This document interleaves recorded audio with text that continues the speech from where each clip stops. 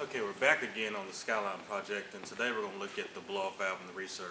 Last time I talked about going across the engine bay with the stock valves to recirc back into the intake pipes are made, but plans have changed. We're going to go ahead and upgrade the blow-off valves and go with the HKS super sequential on it. So we're going to delete the two factory blow-off valves and convert the hard pipe. So we're going to look at doing that today, deleting some of the pipes on both sides to clear up room, and go from there.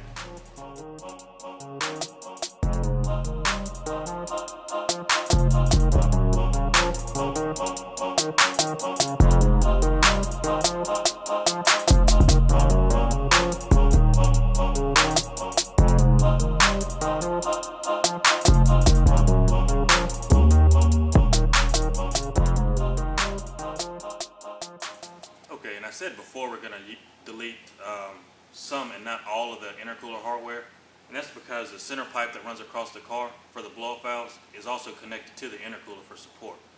So what we're going to do is disconnect all of this here and delete this, and go to the other side and do the same thing to delete the unnecessary hardware that runs up into the bay, and that way the intercooler stays supported and in place like it's supposed to.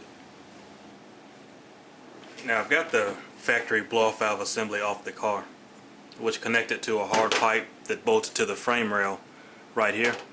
So what I'm basically going to do is build an adapter to convert it to fit the HKS super sequential valve. So I took an equal length 45 degree 2-inch coupler, cut it down to the length I wanted. So now I'm going to use that to bolt to the frame rail piece and just weld up an adapter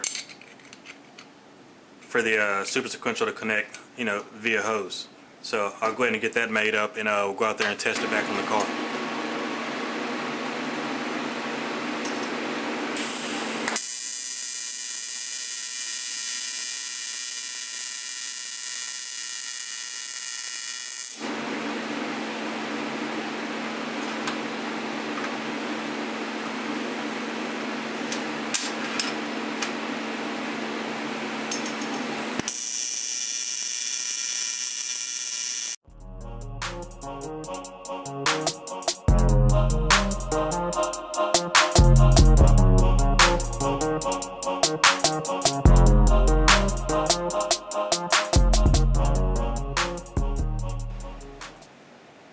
Here's a view of it welded up and installed on the flange.